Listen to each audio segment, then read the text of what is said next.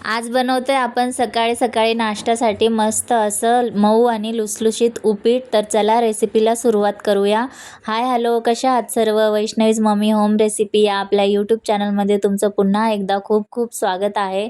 तर आपण इकडे कांदा, मिरची आणि कोथिंबीर चिरून घेतलेली आहे। इथे मी बारीक असा रवा घेतलेला आहे। तुम्ही जाड वगैरे कुठला पण रवा घेऊ शकता। गॅसवर आपण कढई ठेवून त्यामध्ये 1 चमचा तूप टाकायचं आणि त्यानंतर हे रवा आपण यामध्ये छान खरपूस असं भाजून घ्यायचं। व्यवस्थित रवा भाजून झाल्याच्या नंतर तुम्ही तेलामध्ये पण भाजू शकता आणि तुमच्याकडे तूप असेल तर तुम्ही तुपामध्ये पण भाजू शकता। शक्यतो तुपामध्ये भाजा, कारण उपीटला खूप छान टेस्ट येते। तर आपण आता हे काढून घेतलेलं आहे। त्याच कढईमध्ये अजून 1 चमचा तेल टाकायचं। त्यामध्ये ना शेंगदाणे टाकायचे। शेंगदाणे छान तळून घ्यायचे। त्यानंतर मोहरी टाकायची। मोहरी टाकल्याच्या नंतर कांदा आणि मिरची टाकायची आणि व्यवस्थित लालसर रंग येईपर्यंत परतून घ्यायचं। हे बघा अशा प्रकारे। त्यानंतर चवीनुसार आहे ना मीठ ॲड करा। व्यवस्थित सर्व मिक्स करून घ्यायचं आणि इथे तुम्ही थंड पाणी किंवा गरम पाणी दोन्ही ॲड करू शकता। शक्य असेल तर तेवढं तुम्ही गरम पाणी ॲड करा।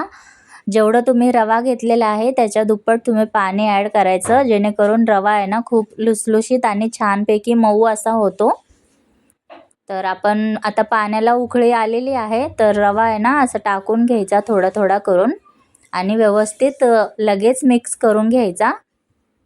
हे बघा अशा प्रकारे गॅस बारीक करायचा आणि रवा आहे ना मिक्स करून घ्यायचा आणि यावर तुम्ही थोडंसं अजून तेल किंवा तूप ॲड करू शकता, कारण चिकटणार नाही यासाठी। हे बघा अशा प्रकारे छानपैकी मऊ असा रवा होतोय।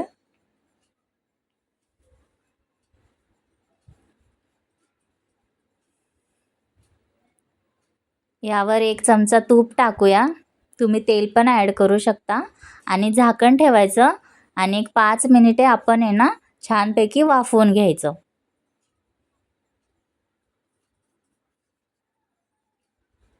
आता 5 मिनिटं झालेले आहेत। आपण हे वाफवून झालेलं आहे का ते बघूया। हे बघा तुम्ही बघू शकता किती छान फुललेला आहे असा रवा आणि उपीट। तर व्यवस्थित सर्व परत एकदा मिक्स करून घ्यायचं।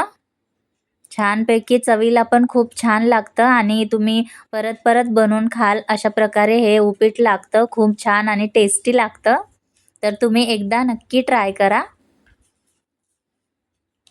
आता आपण हे ना प्लेटमध्ये काढून घेऊया। जेवढं मिक्स कराल तेवढं तुम्ही आहे ना व्यवस्थित छानपैकी गुठळ्या वगैरे राहणार नाही यामध्ये। छानपैकी मऊ असा रवा होतो। हे बघा अशा प्रकारे मी छानपैकी मिक्स करतीये।